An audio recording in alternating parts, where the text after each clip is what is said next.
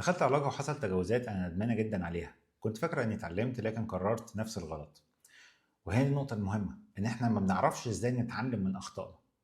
لأن إحنا أول حاجة بنعملها إيه؟ إن إحنا بنقرف من نفسنا لما بنغلط، ودي أكبر مشكلة وأكبر غلط. كويس إن إحنا نندم على الغلط علشان نوقف التصرف ده، بس نوقفه إزاي؟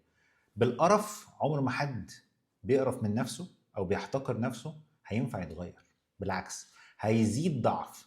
وكل ما بيزيد الضعف ايه اللي بيحصل؟ بيزيد الغلط. ليه بيزيد الغلط؟ لانه بيزيد احتياج الشخص للمتعه. والمشكله فين؟ انه التجاوزات دي ممتعه. ما نضحكش على نفسينا، ما نقدرش نقول انه التجاوزات دي مقرفه. لا، هي ممتعه ومريحه وبتساعد الشخص ان هو تديله كده يعني اكتر من متعه. غير المتعه الجسديه بتديله متعه نفسيه كبيره جدا، فبيحتاجها. ليه؟ لانه هو مخلي نفسه على طول تعبان، متنشأ على اي حاجه. طب ازاي بقى يساعد نفسه؟ يساعد نفسه ان هو يتعامل مع نفسه باحترام. طب ازاي يحترم نفسه وهو بيغلط؟ هو ايه الغريب في كده؟ هو ايه الغريب ان البني ادم يغلط؟ مين اقنع البشريه ان هي الهه؟ ان هي فوق الغلط؟ ان هي العادي بتاعها انها تكون ملتزمه، والعادي بتاعها انها تكون زي الفل؟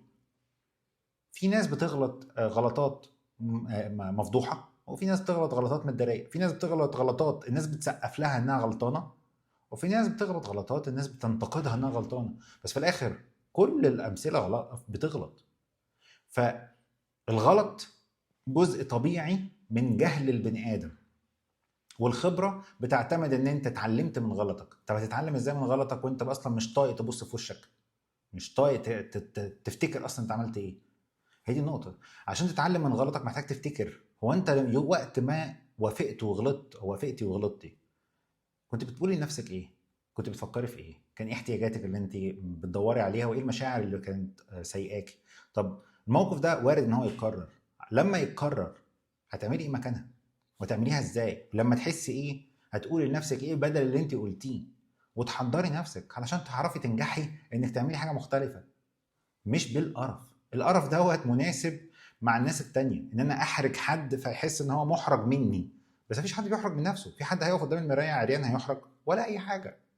فنتعامل مع نفسينا بانسانيه، ما نفترضش في نفسينا الالوهيه او القدره على ان انا ابقى يعني انسان خارق بلا غلط. مفيش الكلام ده.